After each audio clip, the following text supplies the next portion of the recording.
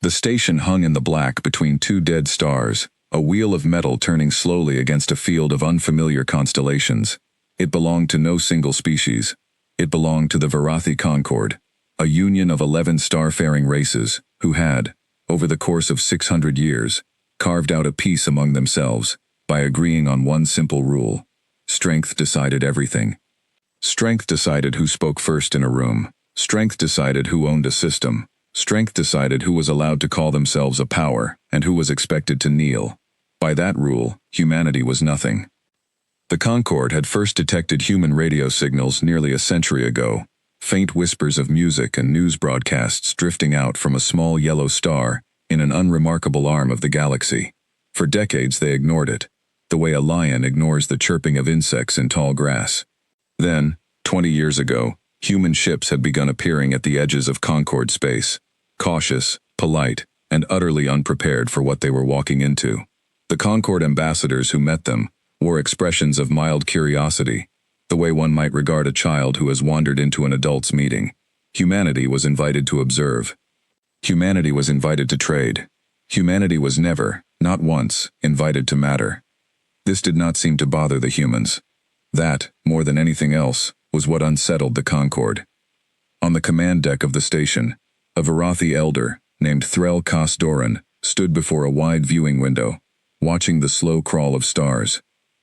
He was Draukari, one of the Concord's founding species, tall and broad-shouldered, with skin like polished slate, and eyes that had watched 3 centuries pass. His people had built empires, and burned them down again, for the sake of glory, and in all that time, he had never met a species so strange as the humans. They did not posture.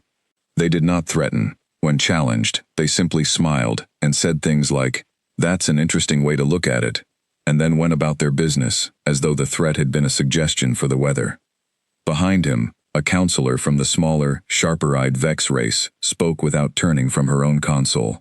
Her name was Ithracel, and she had spent the last 2 years compiling reports on the human species, reports that no one in the Concord Council seemed interested in reading closely. "They have declined our request for a formal military demonstration 3 times now," Ithracel said, politely, every time. "Perhaps they have nothing to demonstrate," Threl said.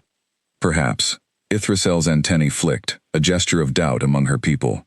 Or perhaps they simply do not care whether we are impressed. Threl turned from the window. That idea troubled him more than he wanted to admit. In 600 years of Concord history, every species that joined the Union had, at some point, needed to prove itself. It was not cruelty.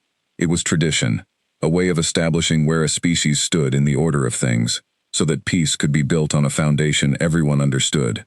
Strength first. Respect after. Alliance last of all. The humans had skipped the first 2 steps entirely, and simply started trading, negotiating, and building relationships, as though respect were owed to them by default. Many in the council found this insulting. A few, like Threl, found it merely puzzling. But it was the young ones on the council, the hot-blooded delegates from the Draukari war clans and the Asuran hive fleets, who found it intolerable. It was one of these young delegates, a Draukari warlord named Vesic Thorn, who finally forced the issue 3 days later, in the full Concord Council chamber. The chamber was a vast amphitheater built into the station's core, its walls lined with the banners of 11 species, each represented by a delegate seated at the long curved table. Vesic stood when it was his turn to speak, his voice carrying easily across the chamber, without need of amplification. "We have given the humans every courtesy," he said. "We have opened our trade lanes to them.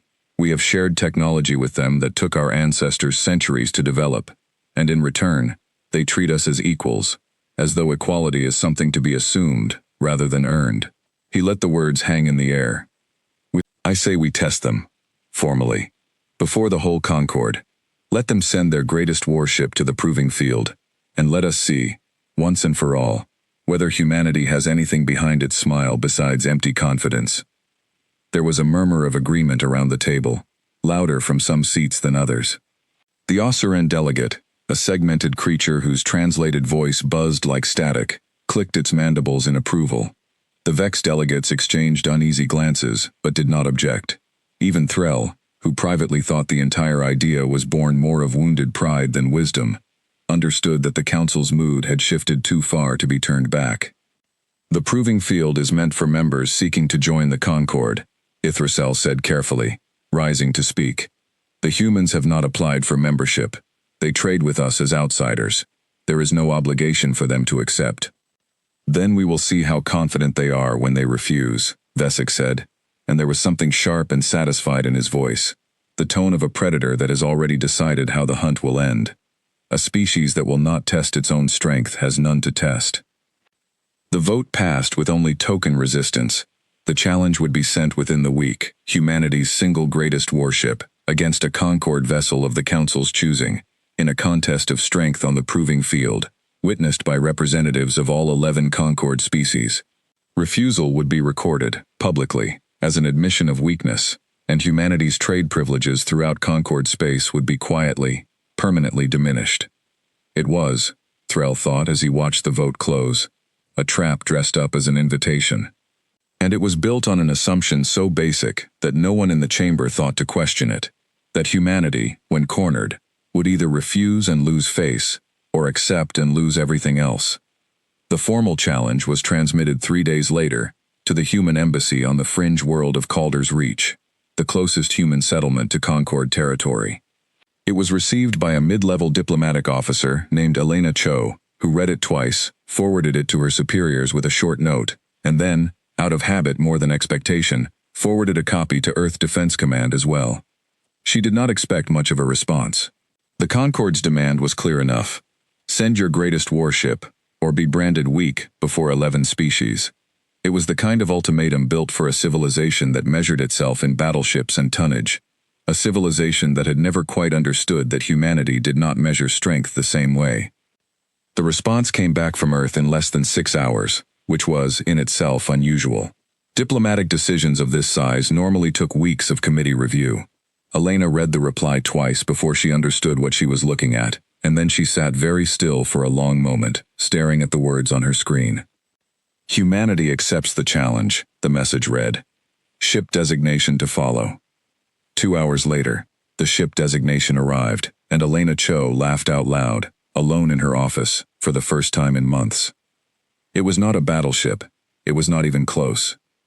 The vessel humanity had chosen to send to the proving field was the smallest ship in its registered fleet, barely 80 meters from bow to stern, with a crew complement of 11, no visible weapons batteries larger than point defense turrets, and a designation that translated, roughly, into Concord Standard as something like, the Quiet One. Its official name, stenciled along its hull in plain human lettering, was the USS Quiet Reason. Elena forwarded the ship's specifications to the Concord Embassy, exactly as instructed, attached to a short, polite note, confirming humanity's acceptance of the challenge and the vessel's arrival date at the proving field. She did not explain the choice. She did not apologize for it, she simply sent it, the way one might send confirmation of a dinner reservation, and went back to her other work. When the specifications reached the Concord Council 3 days later, the chamber that had been so certain of itself, so confident in the shape of the trap it had built, fell into a silence that lasted almost a full minute. Vesic Thorn was the first to break it, and when he did, his laughter rolled through the chamber like thunder. They have sent us an insult, he said, delighted. A scout ship, a courier. They have sent a vessel with less firepower than a Concord customs cutter, and they have called it their greatest ship. He turned to the assembled delegates, arms spread wide, triumphant. This is the proof we needed. This is humanity, laid bare before us. All their confidence, all their talk of equality. And when finally called to account, this is what they offer. A joke of a ship, crewed by 11 fools, who do not understand what they have agreed to. Not everyone in the chamber shared his certainty. Ithracel sat very still at her console, rereading the specifications the human embassy had sent, and something about the data nagged at her in a way she could not immediately name. The ship's listed mass was almost absurdly low for its dimensions. Its drive signature, according to the passive scans taken as the vessel departed Calder's Reach, did not match anything in the Concord's extensive catalog of known human engine types. And there was a line in the transmitted specifications, buried near the bottom of an otherwise unremarkable technical summary, that she read 3 times before setting it aside as a translation error, because the alternative made no sense at all. Support and Coordination Vessel, the line read. Primary function, logistics. Threl Kos Dorun read the same specifications in the privacy of his own quarters that night, and unlike Vesic, unlike most of the council, he did not laugh. He had spent 300 years learning to recognize the particular kind of silence that came before something enormous happened, the stillness of a predator that has not yet decided to move. He had heard it in the voices of Draukari warlords before their greatest victories. He had heard it, faintly, in every human diplomat he had ever spoken with, buried beneath the politeness and the easy smiles. He was hearing it now, in the calm, unhurried confirmation that a ship called the Quiet Reason, with a crew of 11 and the designation of a support vessel, was already 6 days out from the proving field, moving at a steady, unremarkable pace through the dark between the stars. Something about that calm bothered him, more than any show of force could have. A species that sent its strongest weapon to a fight, sent a message about what it was capable of. A species that sent a logistics ship and called it their greatest, and did so without hesitation or apparent concern, was sending a very different message entirely. One that the Concord, in its certainty, had not yet learned how to read. Outside his window, the dead stars turned in their slow orbit, indifferent to the plans of empires. Somewhere out in that same darkness, the Quiet Reason continued on its course, its small crew going about their duties with the unhurried professionalism of people who already knew exactly how this would end, and felt no need to explain themselves to anyone until the moment was right. The proving field waited. The council had built its trap with great care, certain of the shape the outcome would take. But traps built on wrong assumptions have a way of closing on the hand that set them, and in the long history of the Concord, no one had yet learned to ask the one question that might have saved them the embarrassment to come. Why would a species with nothing to hide behind confidence ever need to hide anything at all? The answer was already on its way, moving quietly through the dark, 11 souls and one small ship, carrying a purpose far larger than its size suggested. In the days that followed the ship's departure, the Concord's information networks buzzed with speculation. On a dozen different worlds, across a dozen different species, the news of the coming contest spread from official channels into ordinary conversation. Merchants in the trade markets of Osseran hive cities placed small wagers on how quickly the human vessel would withdraw once it understood the scale of what it faced. Young Draukari cadets in military academies studied the specifications of the Iron Verdict with fresh enthusiasm, eager to see their own kind's strength celebrated before the wider Concord. Even among the more cautious Vex, who had learned over centuries to distrust easy certainties, most simply assumed the outcome was already decided, and treated the coming contest as a formality, rather than a genuine test. Ithracel alone continued to dig. In the small research office she kept aboard the Concord's Central Archive Station, she pulled every scrap of data her people had gathered on human shipping activity over the past 2 decades, laying the reports out across her console in overlapping timelines. She had done this work before, more than once, and each time she had reached the same uncomfortable conclusion. Humanity's declared industrial capacity, the number of shipyards and foundries and orbital works that Concord observers had been permitted to see during official visits, did not come close to explaining the volume of raw material that seemed to disappear into human territory every year.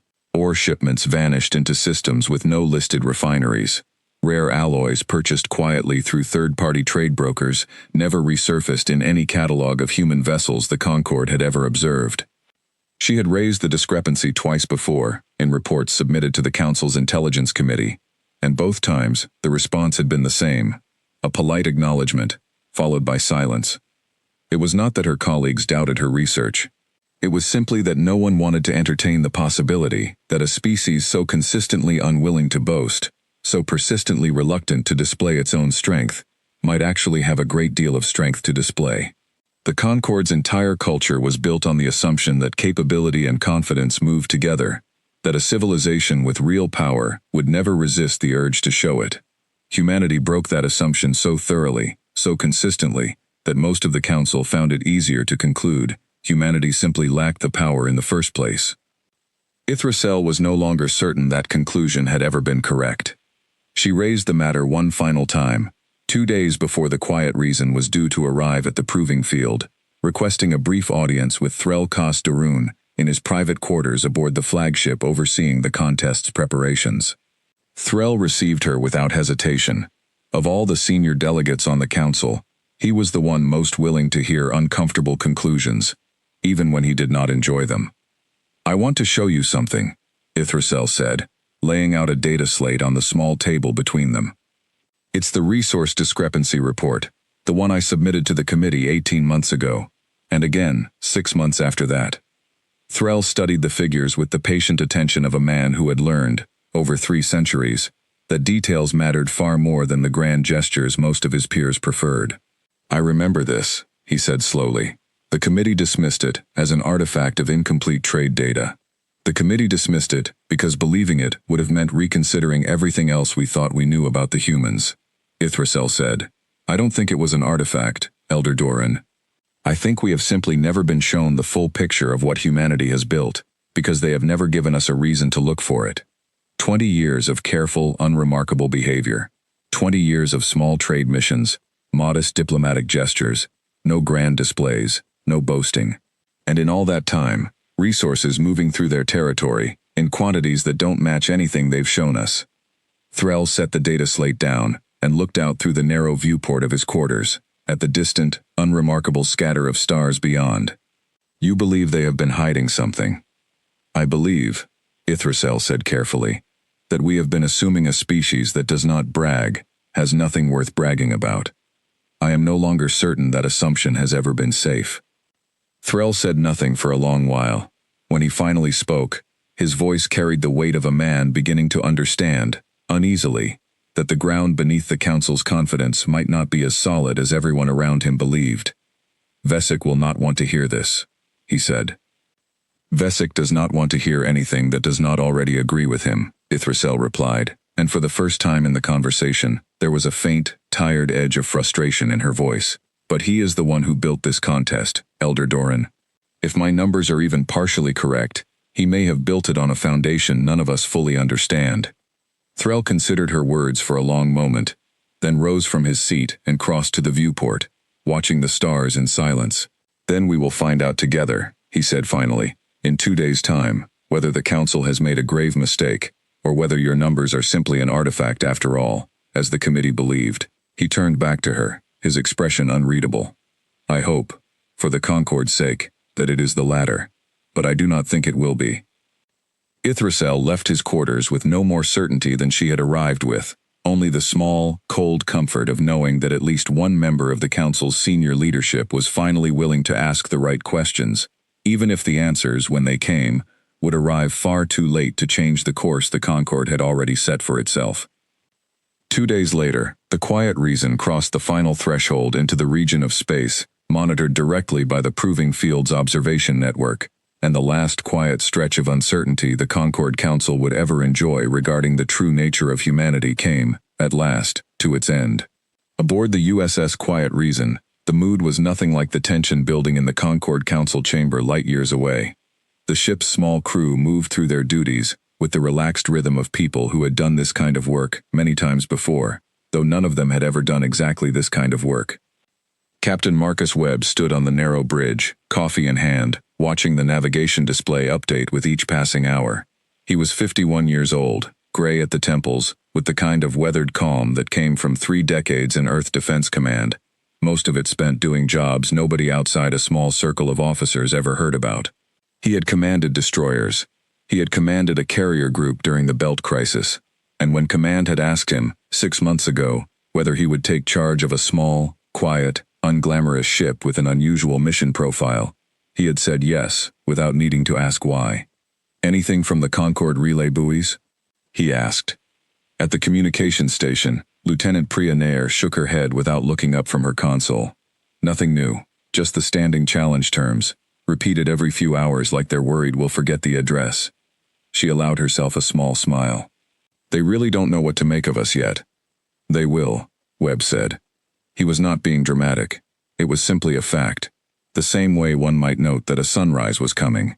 The Quiet Reason was not, whatever the Concord Council believed, a courier ship or a customs cutter.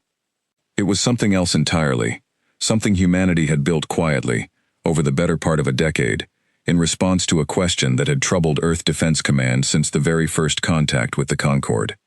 What do you do when a civilization measures respect only in firepower, and you would rather not have a firepower contest at all? The answer, worked out by engineers and strategists who had studied every scrap of intelligence gathered on the Concorde's culture, was not to build a bigger gun. It was to build something the Concorde had no framework for understanding, and to let their own assumptions do the rest of the work. Down in the ship's cramped but efficient engineering section, Chief Engineer Sam Okonkwo ran his daily diagnostic checks with the same careful attention he gave every system on the ship, humming an old jazz tune under his breath as he worked. The Quiet Reason systems were unlike anything else in the human fleet, and Sam had been part of the team that built them from the ground up. He did not think of himself as a soldier.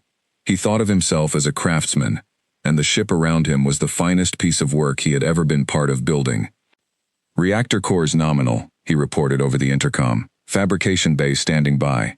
Field generators at full charge and holding steady. Copy that, Webb said from the bridge. Keep them warm. We'll want everything ready well before we're in Concorde sensor range. The rest of the crew went about their own tasks with the same unhurried focus. Lieutenant Commander Aisha Bello, the ship's second officer, reviewed the mission's diplomatic protocols one more time, making certain every member of the crew understood exactly what was and was not permitted once they reached the proving field. Ensign Tomas Reyes monitored the passive sensor arrays, quietly cataloging every scrap of data the ship picked up on Concorde shipping patterns, weapon signatures, and communication traffic as they moved deeper into contested space. Even the ship's youngest crew member, a 24-year-old systems technician named Grace Lynn, worked with the calm seriousness of someone who understood that her small part of this mission mattered as much as anyone else's. Each of the 11 crew members aboard the Quiet Reason had been chosen with great care, not simply for technical skill, though every one of them possessed that in abundance, but for a particular kind of steadiness that Earth Defense Command had come to value above almost any other quality for a mission like this one. There would be no reinforcements if something went wrong. No larger fleet waiting nearby to intervene. The ship would travel alone, deep into territory controlled by a civilization that had spent 6 centuries building its identity around displays of overwhelming force, and every member of the crew understood that the mission's success depended as much on their composure as on the ship's remarkable capabilities. Grace Lynn had asked, during one of the final training exercises before departure, why Command had chosen to send so small a crew on a mission of such significance. Captain Webb had answered her honestly, the way he answered most questions from his crew. Because a larger crew doesn't make the ship any more capable, he had said. It just gives the Concorde more people to count when they're trying to measure how seriously to take us. 11 people. One small ship. That's not a weakness, Ensign. That's the whole point. We want them looking at the size of the crew complement and drawing exactly the wrong conclusion, right up until the moment it stops mattering. That conversation had stayed with Grace throughout the long journey, and she thought of it again now, watching the diagnostic panels in front of her cycle through their steady, reassuring rhythms. There was something almost meditative about the routine of shipboard life, the same checks and reports repeated each day with only minor variation, and she found that the sameness helped rather than hindered her focus, each familiar task a small, steady anchor against the enormity of what waited for them at the end of the journey. There was no swagger among them. No one on the Quiet Reason spoke of teaching the Concorde a lesson, or of humbling anyone. If anything, the crew felt something closer to quiet sympathy for the civilization waiting for them at the proving field. A sympathy built on the understanding that the Concorde was about to learn something about humanity that would be very difficult for them to unlearn. 3 days into the journey, Captain Webb called the senior staff together for a final briefing in the ship's small conference room, little more than a table and 6 chairs tucked behind the bridge. He brought up the mission's rules of engagement on the room's central display, though everyone present had already memorized them weeks ago. Let's walk through it one more time, he said. Command wants no surprises when we get there. Aisha Bello nodded and took over. The proving field operates under Concorde tradition, not law. It's a neutral zone, maintained by the Concorde, specifically for contests of strength between member species, and, apparently, now for contests with outside civilizations they've decided to test. The rules are old and mostly unwritten, but the broad strokes are simple. Both ships enter the field. Both ships are permitted to demonstrate whatever capability they choose, within an agreed set of limits meant to prevent actual destruction of either vessel. Observers from all 11 Concorde species watch and record everything. At the end, the observers vote on which side has demonstrated superior strength, and that verdict becomes part of the permanent Concorde record, referenced in every future dealing with the losing side. In other words, Webb said, it's a show. A very old, very serious show. Aisha agreed. To them, this isn't theater. This is how they've decided disputes and hierarchy for 600 years. It's baked into every part of their culture. Win, and they'll treat us as an equal power. Lose, or refuse to compete, and they'll treat us as beneath serious consideration, probably for generations. And they think we've already lost, Priya Nair added, the moment they saw the size of this ship. Let them think that, Webb said. It buys us exactly what we need. He looked around the table at his small crew, 11 people who had trained for this mission, longer and harder than any of them led on to outsiders. There was no bravado in the room, no false confidence. Just the quiet certainty of people who understood their ship, understood their mission, and understood the civilization they were about to meet, far better than that civilization understood them. Command didn't send the quiet reason to this fight because it's small, Webb said. They sent it because it's exactly the right tool for what we're about to do. The Concorde built their entire challenge on one assumption, that strength looks like a warship, and that whoever brings the biggest one wins. We're about to show them that assumption was wrong from the very beginning, and we're going to do it without firing a single shot in anger, if we can help it. And if they don't like the lesson? Grace Lynn asked from the far end of the table, her voice carrying a note of genuine curiosity rather than worry. Webb allowed himself a small, tired smile. Then they'll have plenty of time to think about it afterward. That's rather the point. The briefing ended, and the crew returned to their stations, the ship continuing its steady, unhurried course toward the proving field.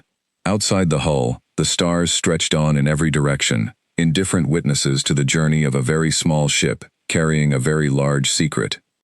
4 days later, the quiet reason crossed into the outer boundary of Concorde-monitored space, and immediately, the ship's passive sensors lit up with a flood of new data.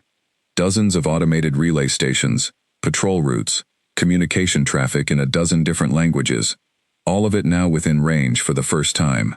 Tomas Reyes worked without pause at his console, quietly building a picture of Concorde military capability, more detailed and more current than anything Earth intelligence had managed to assemble in 20 years of careful, cautious observation.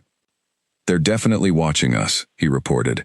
I count at least 6 separate sensor platforms that have locked onto our position in the last hour alone. No hostile actions, just tracking. Let them track, Webb said. That's what this ship is built to be seen doing. On the bridge's main display, a small icon representing the quiet reason continued its patient crawl across the star chart, moving steadily toward a marked region deep inside Concorde territory, the proving field. A stretch of empty space, kept deliberately clear of debris and hazards, surrounded by an array of observation platforms, built specifically to witness contests like the one about to unfold. Word of the human ship's approach spread quickly through Concorde space, carried along diplomatic channels and gossip alike. By the time the quiet reason was 2 days out, viewing platforms around the proving field had begun filling with observers from all 11 Concorde species, delegates and military officers and curious civilians alike, all eager to witness what most of them had already decided would be a short and thoroughly unremarkable demonstration. Vesic Thorn arrived at the proving field's primary observation platform, a full day before the human ship was due, dressed in the ceremonial armor his war clan reserved for occasions of great significance. He stood at the platform's forward viewport, looking out at the empty stretch of space where, tomorrow, the challenge would finally be settled, and allowed himself the satisfaction of a plan coming together, exactly as intended. Beside him, Threl Kosdoran watched the same view with far less certainty.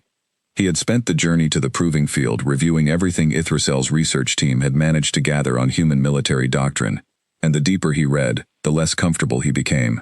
Humans, it turned out, had a long and consistent history of avoiding fights they could not win decisively, and an equally long history of winning, when they finally chose to fight, in ways their opponents had never anticipated. You look troubled, Elder, Vesic said, not bothering to hide the amusement in his voice. "Surely you're not worried about a ship with less mass than a supply shuttle." "I am troubled," Threll admitted, "by the fact that a species clever enough to avoid every trap we have set for them in 20 years of contact has now walked directly into this one, without the slightest hesitation." He turned from the viewport to look at the younger delegate. "Either humanity has finally made a mistake, Vesic, or they have already seen something in this contest that we have not." Vesic's smile did not waver, but something in his eyes flickered, just for a moment, with the first faint shadow of doubt. Back aboard the Quiet Reason, the final 2 days of the journey passed in the same steady rhythm that had marked the entire voyage. There was little left to prepare. The ship and its systems had been tested and retested across months of training exercises long before departure, and the crew's remaining tasks were more about discipline than necessity, the kind of careful routine that kept a small crew sharp during the long, quiet stretches between moments that mattered. Captain Webb used part of the time to review, once more, the full history of human contact with the Concorde, a file he had read many times before, but returned to now with fresh attention, searching for anything that might have shifted in the days since the challenge was first issued. He thought often of the officers who had come before him, the diplomats and analysts who had spent 2 decades building, carefully and patiently, a foundation of restraint that the entire mission now depended upon. It would have been easy, at almost any point over those 20 years, for humanity to respond differently to the Concorde's condescension, to push back harder, to demonstrate strength earlier, to insist on respect through some smaller show of force, long before matters escalated to a formal challenge before all 11 member species. Command had chosen, again and again, not to take that path, gambling instead on patience, on the belief that a slower, quieter approach would eventually yield a stronger result. Webb had questioned that strategy himself, more than once, in the early years of his career. It was only after he had taken command of the Quiet Reason, and learned in detail exactly what the ship was capable of, that he had come to understand the reasoning behind it fully. A species that revealed the full scope of its capability too early, risked provoking exactly the kind of fear-driven aggression that had defined so much of the Concorde's own violent history. A species that waited, that allowed its rivals to underestimate it long enough to build their own false confidence, and then revealed the truth on a stage of the rival's own choosing, using the rival's own rules. That species could turn condescension into opportunity, and do so without ever needing to fire the first shot. It was, Webb thought, a strategy that required extraordinary patience, and an even greater trust in the people carrying it out.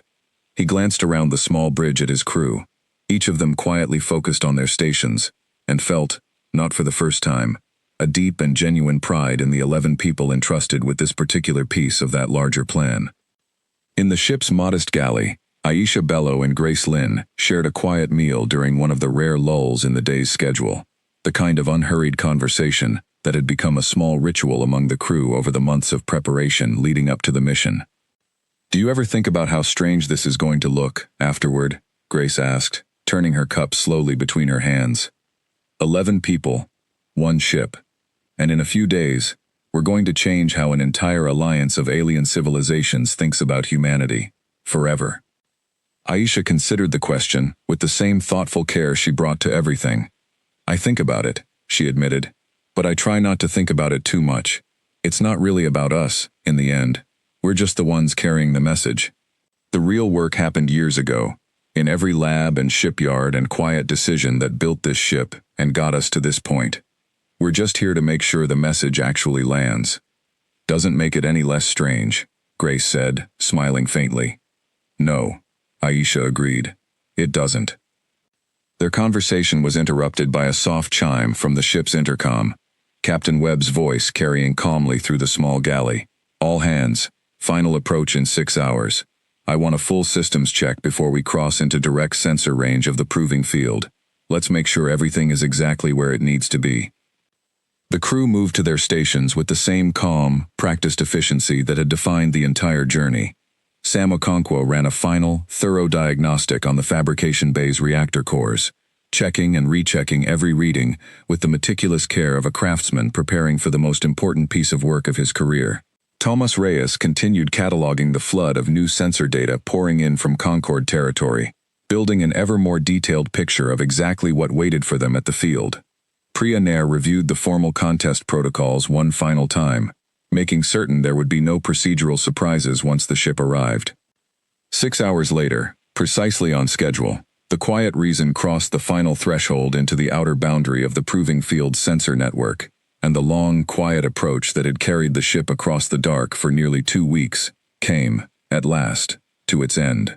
Ahead lay the ring of observation platforms, the assembled delegates of 11 Concord species, and the great waiting bulk of the Iron Verdict, all of them certain, in their own ways, of exactly how the coming contest would unfold. None of them yet understood how wrong that certainty truly was, and within a day, the Quiet Reason would finally arrive at the field itself, carrying toward the waiting Concord a truth about humanity that none of the assembled observers were yet prepared to understand. The Proving Field looked, at first glance, like nothing at all, a vast stretch of empty space, kept deliberately clear of debris, asteroids, and stray matter by a ring of automated maintenance drones that had patrolled the region for over 4 centuries. It was only when the observation platforms came into view, dozens of them arranged in a wide circle around the empty center, their hulls decorated with the banners of 11 species, that the true scale of the occasion became clear. The Quiet Reason dropped out of its final jump exactly on schedule, appearing at the edge of the field in a quiet flash of displaced space, and immediately, every sensor array on every observation platform turned to track it. On the bridge, Captain Webb watched the tactical display fill with contact icons. Dozens of Concord vessels, ranging from small shuttlecraft to a handful of genuine warships kept in reserve for the occasion, though none of them were permitted to interfere once the contest began. Beyond the ships, the observation platforms themselves bristled with sensor equipment, every instrument aimed at the small human vessel, now gliding into the center of the field with unhurried precision. "Quite the audience," Priya Nair said from the communications station. "They want everyone to see this," Webb said. "That's fine. So do we." A hail came through moments later, translated automatically into clear, formal English by the ship's language systems.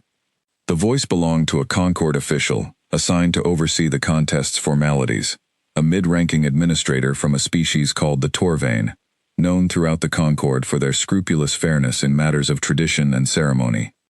"Human vessel Quiet Reason, you have arrived at the Proving Field within the appointed time. Confirm your intention to proceed with the contest of strength, as agreed under the terms transmitted to your government." "Confirmed," Webb said simply. "The Quiet Reason is ready to proceed." There was the briefest pause on the other end, as though the Torvain official had expected something more. A protest, a request for clarification, some sign of the hesitation that any reasonable crew might feel upon arriving at a contest they were, by every visible measure, hopelessly unequipped to win. None came. "Very well," the official said. "The Concord vessel Iron Verdict will represent the Council in this contest. Both vessels will take position at opposite ends of the field. The contest will begin at the signal, and will proceed according to the terms already agreed upon by both parties. Observers from all 11 Concord species are recording this proceeding for the permanent record."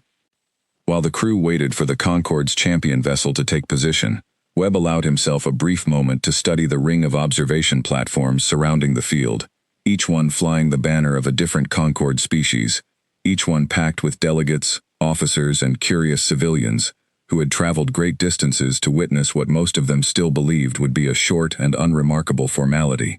It was, in its own strange way, an impressive gathering. 11 distinct civilizations, with 11 distinct histories and cultures, and ways of measuring worth, all drawn together by a shared belief in the same basic principle, that strength, openly displayed, was the only currency that mattered when civilizations met as equals or as rivals. Webb had studied that principle carefully over the years, had come to respect it, even as he recognized how poorly it had prepared the Concord to understand a species like his own. The Iron Verdict came into view a few minutes later, and even Webb, who had reviewed every scrap of intelligence available on Concord military hardware, found himself briefly impressed by its sheer physical presence. It was a Draukari warship, nearly 4 kilometers from bow to stern, bristling with weapon emplacements along every visible surface, its hull scarred from what looked like decades of genuine combat, rather than ceremonial polish. It was, by any conventional measure, an overwhelming show of force, dwarfing the 80-meter Quiet Reason, so completely that the comparison seemed almost cruel. Aboard the observation platform reserved for the Concord Council's senior delegates, Vesic Thorn watched the two ships take their positions with open satisfaction. "There," he said to Threll, who stood beside him at the viewport. "Now the humans will finally understand exactly what they've walked into." Threll said nothing. He was watching the small human ship with a growing uneasy fascination, noting the calm, unhurried way it moved into position, with none of the frantic energy he would expect from a crew facing certain humiliating defeat. The contest terms, as agreed upon weeks earlier through the diplomatic channel, were simple in structure, if not in implication. Each side would be given the opportunity to demonstrate a capability of its choosing, in 3 separate rounds, with the observers voting after each round on which side had shown the more impressive display of strength. The term specifically prohibited actions intended to permanently damage or destroy the opposing vessel. This was, after all, a demonstration, not a battle, but within that limit, both sides were free to show whatever they wished. The iron verdict went first, as tradition dictated for the Concord's chosen champion. Without warning, the great warship's weapon batteries opened fire on a cluster of asteroid-sized targets that had been towed into the field specifically for this purpose, positioned at a safe distance from both vessels. The barrage was immediate and overwhelming. Dozens of energy weapons and kinetic rounds tearing through the targets in a matter of seconds, reducing solid rock the size of small buildings into drifting clouds of debris and dust. The display lasted less than a minute, and when it ended, a ripple of approving murmurs passed through the watching observation platforms. On the Quiet Reasons bridge, the crew watched the display with quiet, professional attention, cataloging weapon yields and fire rates without a trace of concern. "Impressive numbers," Tomas Reyes noted, from the sensor station, "but nothing we didn't already expect from the intelligence reports." "Understood," Webb said. "Log it and stand by." The Torvain official's voice came through the comm channel again, addressing both vessels with the same careful neutrality. "The iron verdict has completed its first demonstration. Human vessel Quiet Reason, you may now proceed with your own." For a long moment, nothing happened. The Quiet Reason simply sat in its position at the edge of the field, running dark, its weapon systems, such as they were, little more than point defense turrets meant for intercepting small projectiles, remaining entirely dormant. On the observation platform, delegates from several species leaned forward, straining their sensors for any sign of activity aboard the small human vessel. A few of the younger officers among the Draukari war clans exchanged quiet, amused glances, already anticipating the moment when the human ship would be forced to admit it had nothing to offer. Even among the more measured Kassane delegation, known throughout the Concord for withholding judgment until every piece of evidence had been carefully weighed, a few quiet murmurs of doubt began to circulate. 20 years of restraint was one thing. A complete absence of any visible capability, in the one moment that capability actually mattered, was something else entirely. On the observation platform, Vesic Thorn laughed, a short, sharp bark of amusement that carried easily through the quiet chamber. "They have nothing," he said. "Look at them. They cannot even manage a token display." But Threll was watching something else entirely. He had noticed, in the moment just before the Concord warship opened fire, a brief and almost imperceptible flicker of energy readings from the human vessel. Not a weapon powering up, but something else, something his sensors struggled to properly categorize. And now, as the Quiet Reason sat motionless at the edge of the field, that same faint energy signature continued, steady and patient, like the low hum of machinery working quietly behind a closed door. Aboard the Quiet Reason, Captain Webb finally keyed the comm channel and spoke, his voice calm and unhurried, carrying clearly across every observation platform in the field. "The Quiet Reason will demonstrate its capability now," he said. "We ask that all observers direct their sensors to the following coordinates." A set of coordinates appeared on every display throughout the field, a point in empty space roughly 200 kilometers from the Quiet Reason's current position, well within easy sensor range of every watching platform but otherwise unremarkable, a patch of dark, empty vacuum like 1,000 others nearby. For several seconds, nothing visible happened. Then the space at those coordinates began, very faintly, to shimmer. It started as little more than a distortion, a subtle bending of starlight that might have been mistaken for a sensor error, if not for the fact that every instrument throughout the field was recording the same anomaly, simultaneously. The shimmer grew stronger, resolving slowly into something with clear edges and a defined shape, and within the space of perhaps 30 seconds, what had been empty vacuum now held the unmistakable, gleaming form of a fully assembled combat vessel. Smaller than the Iron Verdict, but bristling with weapon systems of clearly human design, its hull marked with the same quiet, unassuming lettering as the ship that had somehow just built it out of nothing at all. Across the proving field, on every observation platform, in every viewing chamber, the assembled delegates of the Concord Council fell utterly, completely silent. Vesic Thorn's triumphant smile had frozen on his face, the laughter dying in his throat before it could fully form. Beside him, Threlkos Doran stared out at the newly materialized vessel, with an expression that was, for the first time in 300 years of long and careful diplomacy, one of genuine, unguarded shock.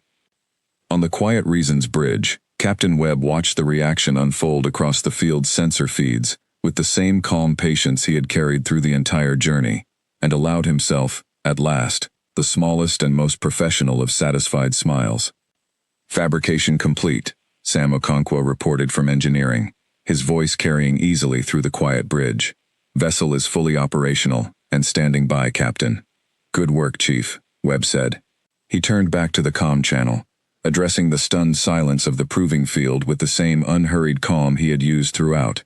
"That concludes our first demonstration," he said simply. "We're ready to proceed with round 2, whenever the Council is ready." The silence that followed stretched on for a very long time. On the observation platform housing the Osseran delegation, the Hive Fleet's senior commander clicked its mandibles together in a rapid, agitated rhythm, a gesture its translator rendered, somewhat inadequately, as simple surprise.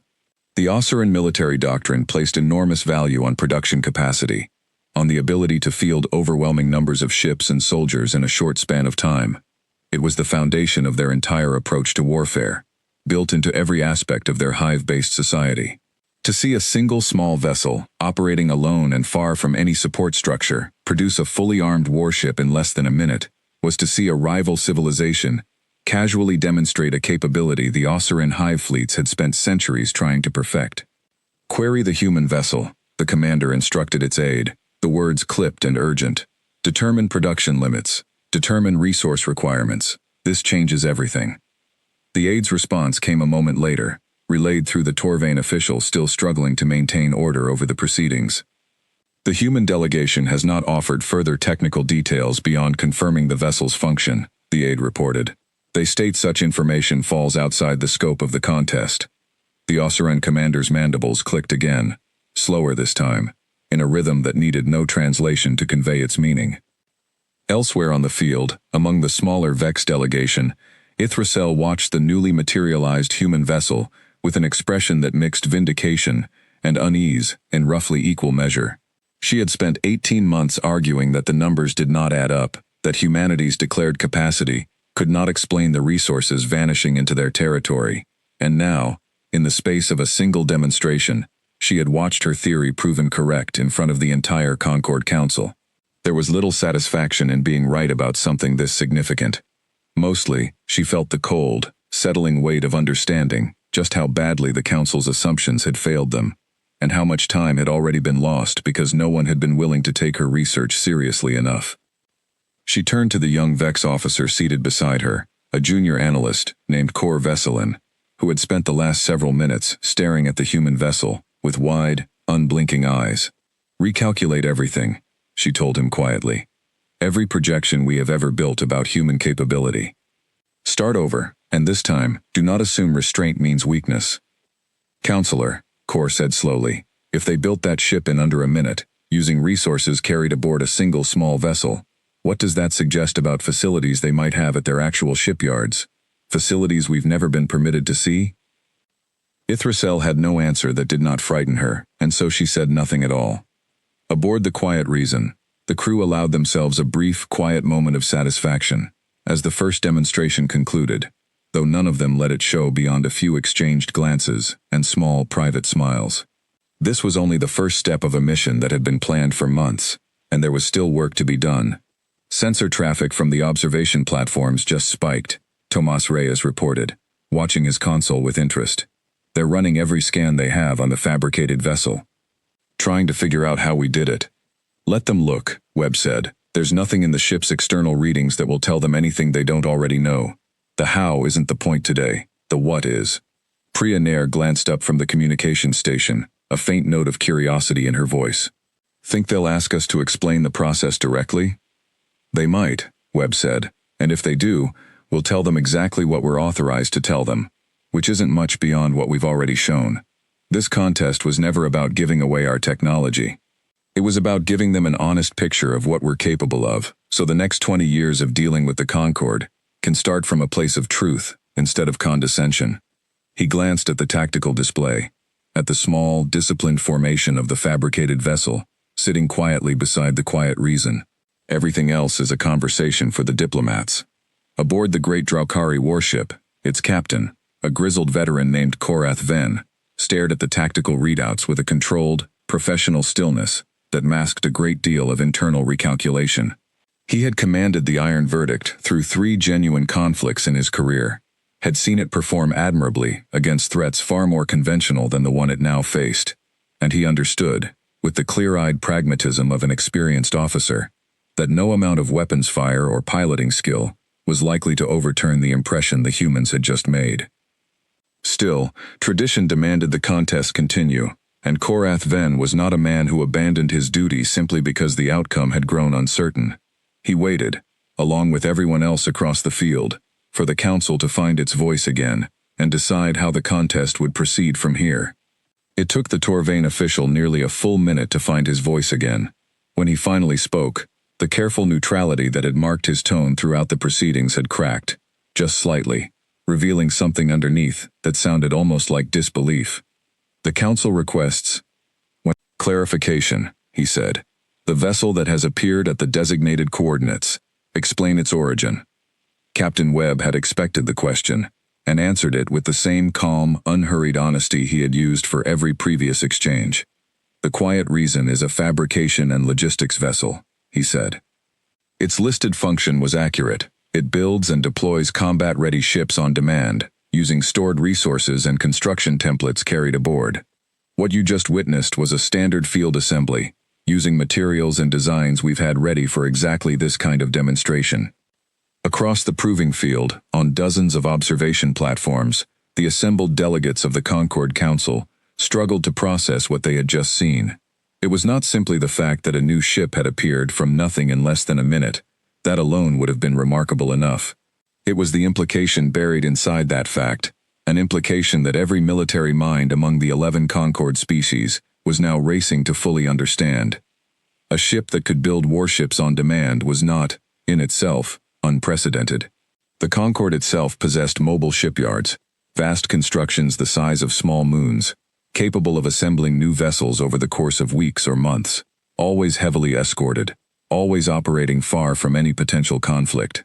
What the Quiet Reason had just demonstrated was something else entirely, the same fundamental capability, compressed into a vessel small enough to travel alone, deep into contested space, fast enough and quietly enough that no one had thought to question what its true purpose might be, and fast enough in its actual production cycle that a single minute had been enough to produce a fully armed and operational warship from what had, moments before, been nothing but empty vacuum. On the observation platform reserved for the council's senior delegates, Ithracel sat very still at her console, running the numbers again and again, hoping each time for a different result. She had suspected something like this was possible. Her earlier research had turned up strange, unexplained gaps in human shipping manifests, resource shipments that seemed to vanish without clear destination, energy signatures recorded at the edges of human territory that had never quite matched any known weapon or drive system. But suspecting a thing and watching it happen in real time, in the space of a single demonstration, were very different experiences. If they can do that here, she said quietly, mostly to herself, with a single small ship, operating alone, without any of their larger infrastructure nearby, what exactly do they have waiting at home? Beside her, Threl Doran had no answer, only a slowly dawning understanding of just how badly the council had misjudged the species it had chosen to challenge. He thought back to every human diplomat he had ever spoken with, Every polite refusal to escalate, every calm, unbothered response to Concord posturing, and understood, finally, that none of it had been weakness. It had been patience, the patience of a species that had never needed to prove anything, because it had always known exactly what it was capable of, and had simply chosen, again and again, not to make that capability the center of every conversation. Vesic Thorn, for his part, had gone very quiet. The triumphant certainty that had carried him through weeks of preparation for this contest had drained from his face entirely, replaced by the tight, controlled expression of a warlord recalculating every assumption he had built his career upon. The Torvain official, still struggling to maintain the formal structure of the proceedings, addressed the field once more. "The Council acknowledges the human vessel's first demonstration," he said, his voice regaining some of its composure. "The observers will now vote on the outcome of Round 1. The vote, when it came through moments later, was not close. Of the 11 Concord species represented among the observers, 9 recorded their judgment immediately in favor of the human demonstration, finding the capability shown, the ability to produce a fully operational warship from a vessel that had, by every external measure, appeared to be nothing more than an unarmed courier, to be a far more significant show of strength than the Iron Verdict's straightforward, if impressive, weapons barrage. 2 species abstained, citing a need for further study before rendering judgment. None voted in the Concord warship's favor. Round 1 belonged, decisively, to the quiet reason.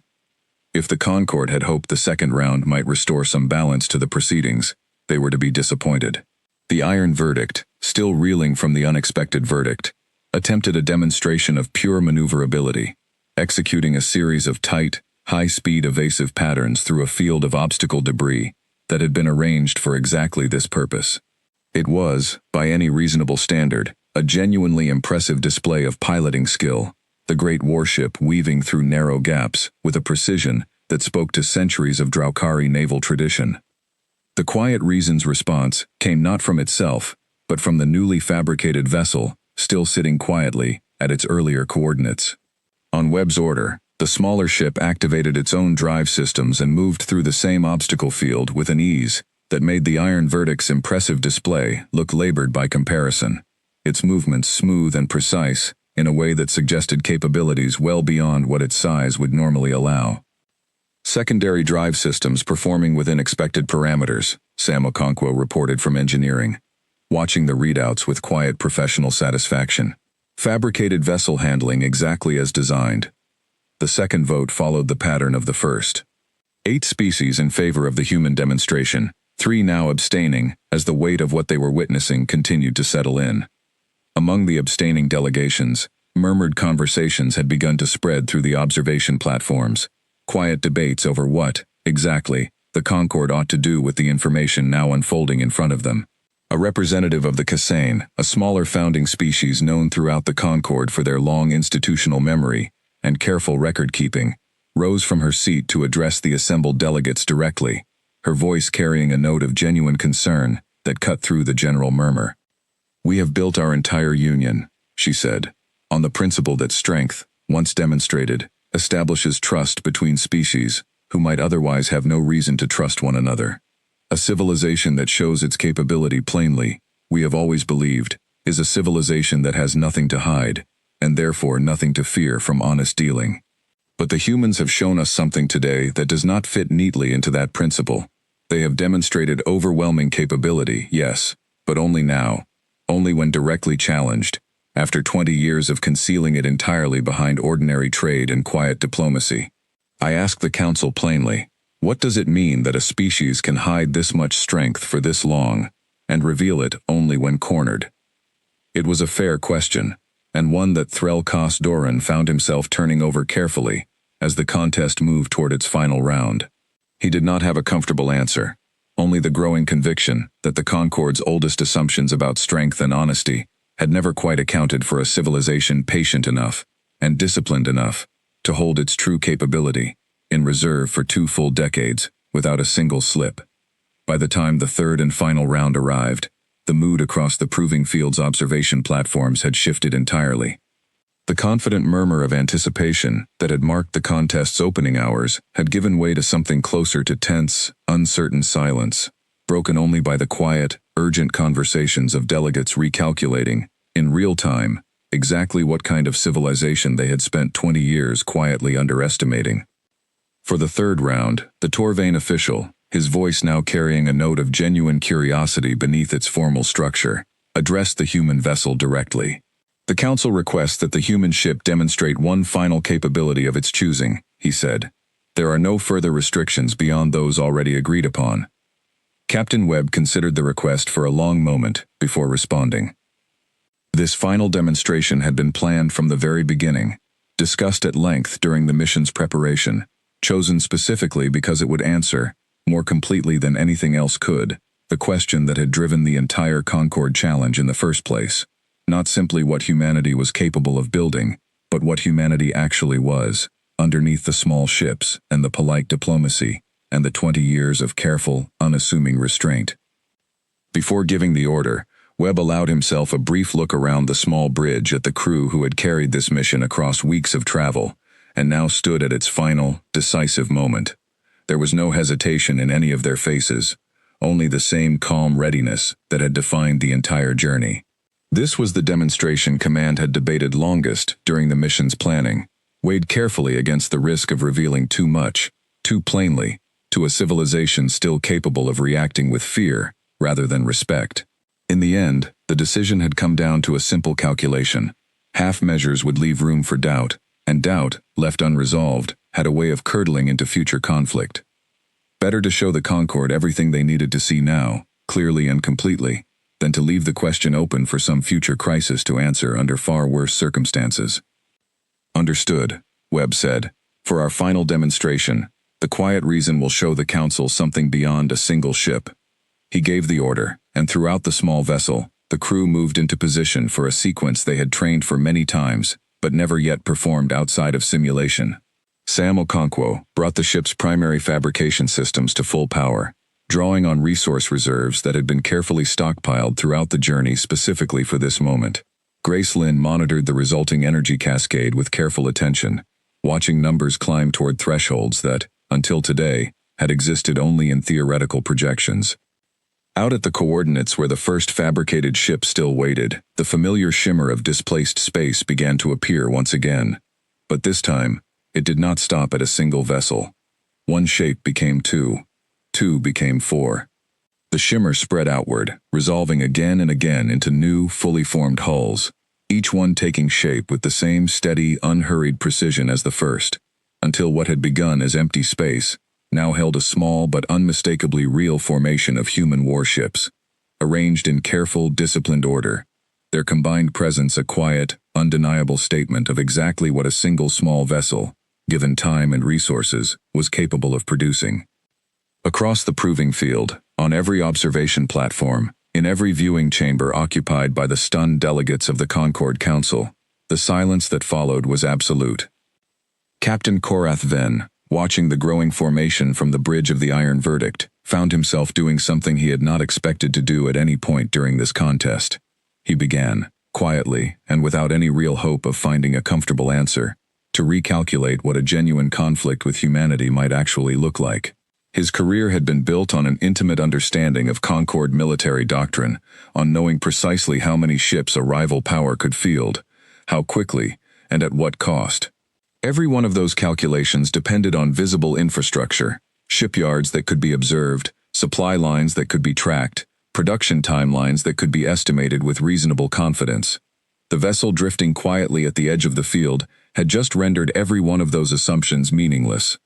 If a single support ship, operating alone, could produce a small formation of warships from stored resources in the space of minutes, the true production capacity of humanity's actual shipyards, the ones no Concord observer had ever been permitted to inspect closely, was not merely unknown.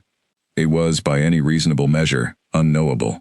"Sensors are picking up something odd in the debris field," his weapons officer reported quietly, breaking the long silence on the Iron Verdict's bridge. "The fabricated vessels.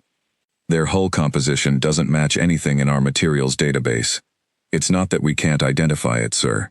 It's that the readings keep returning results consistent with several different alloys simultaneously, as though the ships were built from something that doesn't behave the way normal matter should. Korath Ven absorbed this without visible reaction, though inwardly he felt the last of his earlier confidence finally give way entirely. "Log it," he said simply. "Someone in Council Intelligence will want every scrap of data we can gather today, whether they want to see it or not." Back on the observation platform, the Torvain official struggled to bring the proceedings back into some semblance of formal order, though his voice, when he finally addressed the field again, carried none of its earlier composure. "The human vessel's third demonstration is noted," he said, the words coming slowly, as though he were choosing each one with great care to avoid revealing just how thoroughly the moment had unsettled him. "The Council will require some time to properly assess the scope of what has been shown before proceeding to a formal vote." "Take whatever time you need," Webb replied evenly. "We're not in a hurry." The response, delivered with the same calm, unbothered patience that had marked every human statement throughout the contest, seemed to land harder among the watching delegates than anything the ship had actually built. There was something almost unbearable, to a culture built entirely around urgency and display, about an adversary who could produce an overwhelming show of strength, and then simply wait, without impatience, without gloating, for everyone else to catch up to what had already become obvious. Vesic Thorn finally spoke again, his voice quieter now, stripped of the confident swagger that had carried him through the council chamber weeks earlier. "Elder Doran," he said, turning to Threll beside him, "you suspected something like this. Before we ever sent the challenge, why did you not speak more forcefully against it?" Threll considered the question for a long moment before answering, his eyes still fixed on the small, disciplined formation of human vessels drifting quietly in the dark. "Because suspicion is not proof, Vesic, and the Council does not change course on suspicion alone, especially when the Council has already decided what it wants to believe. I raised what concerns I had. They were noted, and set aside, exactly as Councillor Ithrasel's reports were set aside for 18 months before today." He paused. "We built this entire challenge on the belief that a species without visible strength must therefore lack it entirely. We have just been shown, decisively, in front of every member of this Concord, exactly how wrong that belief was." Vesic had no answer to that. He stood in silence, watching the human formation, and for the first time in his long career among the Draukari war clans, felt something he had rarely experienced and never enjoyed, the quiet, unglamorous weight of having been simply, thoroughly wrong. No one on the observation platform spoke for a long time. Even Vesic Thorn, who had spent weeks preparing triumphant words for the moment of humanity's humiliation, found he had nothing left to say. The small formation of human warships sat quietly in the dark, arranged with the calm discipline of vessels that had never needed to prove they were dangerous, only to demonstrate that they existed. It was Threll Kosdoran who finally broke the silence, though his voice, when it came, carried none of the confidence it usually held in the council chamber. "Ithrasel," he said quietly, "your reports, the ones on human production capacity that the council chose not to review closely, what did they actually say?" Ithrasel did not look up from her console, still cataloging the readings pouring in from every sensor platform across the field.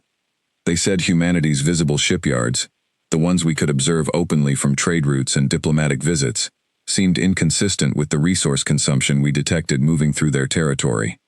I flagged it as an anomaly worth further study. No one asked me to study it further." She paused. "I believe we now understand why the numbers never added up. We were only ever shown a fraction of what exists." The Torvain official, still standing at his post, despite the fact that every formal procedure he had prepared for this contest had long since become inadequate to the moment, finally found his voice again. "Human vessel quiet reason," he said, his tone carrying a new and unfamiliar note of caution. "The Council acknowledges your final demonstration." "Understood," Webb replied simply. He did not gloat. He did not press the advantage the moment offered him. He simply waited, exactly as he had waited through every stage of the contest, for the Concord to finish drawing its own conclusions. The final vote, when it came, was unanimous. All 11 Concord species recorded their judgment in favor of the human demonstration, a result so complete and so far outside the range of any outcome the Council had prepared for, that the formal announcement, when it was finally read aloud across the field, felt almost anticlimactic after everything that had preceded it. But the vote itself was, in the end, only a small part of what had actually changed that day. The real shift happened quietly, in the hours and days that followed, as the recorded footage of the contest spread through Concord space, carried along diplomatic channels and military briefings, and, eventually, ordinary conversation among the citizens of all 11 member species. A civilization that had been dismissed, for 20 years, as small and unthreatening and beneath serious consideration, had just demonstrated, calmly and without any apparent effort, a production capability that put the Concord's own celebrated mobile shipyards to shame. More unsettling still, to those willing to think it through carefully, was the restraint the demonstration implied. If a single small ship, sent alone into contested space with a crew of only 11, could produce a formation of fully armed warships within the span of a single contest, then the question the Concord Council now had to sit with was not simply how large humanity's true military capacity might be. It was why, in 20 years of contact, humanity had never once felt the need to show it. Threl Doran requested a private audience with Captain Webb 3 days after the contest's conclusion, meeting aboard the Quiet Reason itself, in the same small conference room where the human crew had held their final briefing before arriving at the proving field. He came without the ceremonial trappings of his earlier appearance at the field, dressed simply, and he sat across from Webb with the careful, measured attention of someone who had spent the last 3 days rebuilding, from the ground up, every assumption he had once held about the species in front of him. "I have a question, Captain," Threl said, "and I would appreciate an honest answer, if you are willing to give one." "I'll do my best," Webb said. "Why did you accept our challenge at all? You must have known, from the very beginning, that the Council's demand was built on the assumption that you would either refuse and lose standing, or accept and be humiliated. You could have declined. You could have negotiated. Instead, you sent this ship and allowed us to build an entire contest around our own certainty that we understood exactly what we were facing." Threl leaned forward slightly. "Why?" Webb considered the question carefully before answering, choosing his words with the same unhurried care he had brought to every moment of the mission. "Because your council built a system where respect only comes from strength," he said. "We could have spent another 20 years trying to explain to you, diplomatically, that humanity doesn't measure itself in warships and firepower the way your people do. You wouldn't have believed us. Words don't change 600 years of tradition. But a demonstration, inside the very system your own culture built to decide these questions, using your own rules and your own witnesses, that, we thought, might actually be heard." "And if we had judged your first demonstration unfavorably?" Threl asked. "If the Council had simply refused to acknowledge what you showed us, out of pride, or fear, or simple stubbornness? Then we would have shown you the second demonstration," Webb said simply. "And the third, if it came to that. We didn't come here hoping to win a vote, Elder Doran. We came here to show your council the truth, clearly enough that no vote could change it." Threl sat with that answer for a long moment, and when he finally spoke again, there was something almost like respect in his voice, an emotion he had rarely extended toward any species outside the Concord's founding members. "You have accomplished something today that I do not think you fully understand yet," he said. "For 600 years, the Concord has measured every civilization we meet by a single standard: strength and the willingness to display it without hesitation. We built our entire union on that principle. Today, your ship demonstrated overwhelming strength and paired it with a restraint that none of us expected, and I do not think any of us yet know quite what to do with a combination like that." "You don't have to do anything with it right away," Webb said. "We're not asking for anything the Concord isn't ready to give. We just wanted the conversation to start from an honest place, instead of one built on 20 years of you thinking we had nothing behind our patience." Word of the contest's outcome spread through Concord space far faster than any official announcement could have managed on its own. Recordings of the proving field demonstration, initially released only to the Council's official archives, found their way into wider circulation within days, passed along informal networks by delegates and officers who had witnessed the event firsthand and could not resist sharing what they had seen. On a dozen worlds across a dozen species, ordinary citizens who had grown up believing in the Concord's 600-year tradition of measuring strength through open display, found themselves confronting, for the first time, A civilization that had quietly broken every assumption that tradition rested upon.